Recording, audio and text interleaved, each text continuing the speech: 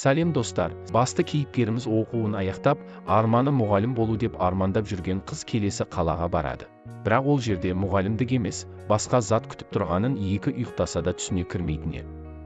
Достар, фильмді бастамас каналға тіркеліп, лайк және қоңырауды баса кетеді. Замира атты қыз оқуын аяқтап мұғалім болғысы келеді. Ол үйінде ата-анасы және сіңілісімен бірге тұрады. Қалада мұғалімдікке орын аз болғандықтан, бұл қалада жұмысқа орналаса алмайды. Bir күні ата-анасымен ақылдасып, тау етегінде орналасқан ауылға барып, бір жыл мұғалім болып жұмыс істеп келуін шешеді. Солай ол жолға шығады. Біраз уақыт жол жүріп айтылған мекен жайға да жетіп келеді. Бұл бейнеде ауыл тұрғындары өте кедей және адами қасиеттерден алыс екенін көруге болады. Замира автобустан түсіп, мектепті қайда орналасқанын сұрағанда, жаман еркектердің көзқарасын байқауға болады. Замира мектепке келеді. Мектепте бір сынып және ол жақта бәрі араласып оқи береді екен. Қыз мектеп жанынан бір бөлмелі үйді жалға алады. Үйге орналасып, таң атысымен жұмысына барып, сабағын бастап кетеді. Қыз мектеп оқушыларымен жақсы тіл табысады. Солай күндер өтеді. Ауыл тұрғындары қыздан әлі көз алар емес. Қыз үйінде отырған кезде бейтаныс адамдар қарумен келіп, қызды тұтқынға алады. Қыз мектепке мұғалім қызметіне келдім дегеніне қарамай, алға шығарып басқа тұтқындардың арасына қосады. Террористер басшысы тыныштық сақтауын және бұл жағдай тез арада аяқталатынын айтады. Тұтқындардың арасынан ер адамдарды бөлек жинап, саппен далаға алып шығып, әйелдерінің көзінше атып тастайды. Әйелдерді автобусқа тиеп, белгісіз жердегі үлкен қоймаға әкеліп қамап тастайды. Таң атысымен әйел адамдарды далаға шығарып, жас бойынша сұрыптап жұмысқа салады. Әйел адамдарды жұмысқа салып қана қоймай, оларға тамақты да дұрыс бермейді. Бір кезде бір жігіт келіп жас қыздарды таңдап алып кетеді. Ол жерде Замираның оқушысы да бар еді. Біраз уақыттан соң жаңағы қыздар қайтып келеді. Жас қыздарды әбден қинап, азаптаған көрінеді.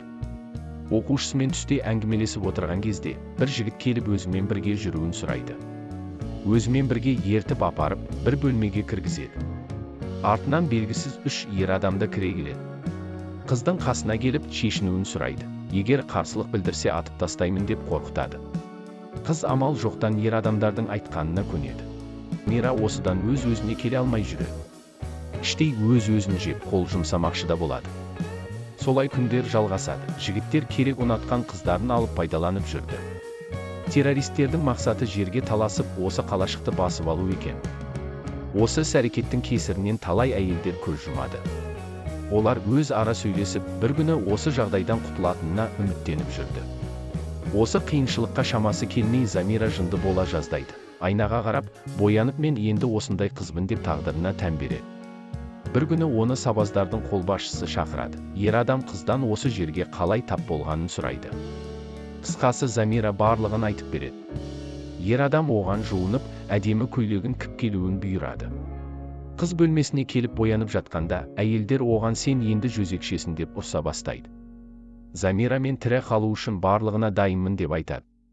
Қыз жігітке барады. Сөйтсе ол жақта тамақ жасап, стол жайып қойыпты.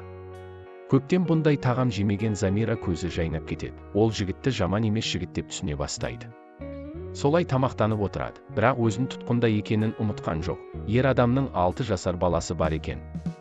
Бірақ оны 4 жылдан бері көрмеген екен. Ол қызға жылы сөздер айтып, қамқор бола бастайды.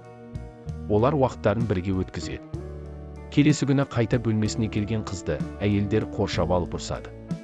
Неге оны сен өлтірмедің? Неге өз қалауымен істеп жүрсің деп, әр түрлі сын пікірлерін айтып жатты. Түнде лагерлерін шабуыл жасап атыс олады. Сол уақытта капитан қызды өзіне шақырады. Ол қыздың зардап шегіп қалғанын қаламапты. Замира тамағын дайындап үй үшін ретке келтіріп береді. Сол сәтте капитанды сыртқа шақырады. Сыртта бір сатқынды ұстап алыпты. Капитан сатқынды өлтіріп ашумен ішке кіреді. Қызды қылқындыра кетесең де мені алдайтын болсаң мен де сені өлтіремін деп қорқытады. Солай қызды қуып жібереді. Таңертең автобустар келеді. Барлық тұтқындарды тиеп алып кетпекші.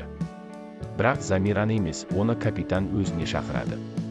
Сен енді тұтқын емессің, кетуіңе болады. Сен үшін барлық тұтқындарды босаттым деп айтты. Капитан Замираны ұнатып қалған және барлық қорлықты тоқтатқысы келген.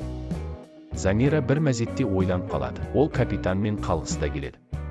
Тек қалатын болса, осылай соғыстың астында өмір сүру керек екенін түсініп тұрды. Ер адам біраз ақша беріп, сен бақытты болуға лайықтысың деп айтады да. Егер қазір автобусқа отырмасан, ол кетіп қалады, сосын мүмкіндігін болмайды деп айтады. Сол сәтте қыз өзін ойлап автобусқа қарай жүгіреді. Артынан капитан қарап тұрады. Замира осы азаптан құтылғанына сенбей көзіне жас алады. Олар жолда келе жатып, бұрынғы ауылдары күл талқаны шыққанын көреді. Сарбаздар оларды тауға шығарып, шекарадан ары өткізіп жібереді. Барлық әйелдер қорлықтан құтылғандарына шүкір етеді. Солай отбасына оралады. Қана уақыт өтсе де, жаңағы капитанды ұмыта алмайды. Сөйтсе ол капитаннан жүкті болып қалған екен. Уақыты келіп босанады, дүниеге ұл әкеледі. Замира капитаннен ешқандай естелік қалмас үшін баланы өлтірмекші болады. Бірақ ол райынан қайтып, баланы алып құрсағына қояды. Солай фильм соңына жетеді.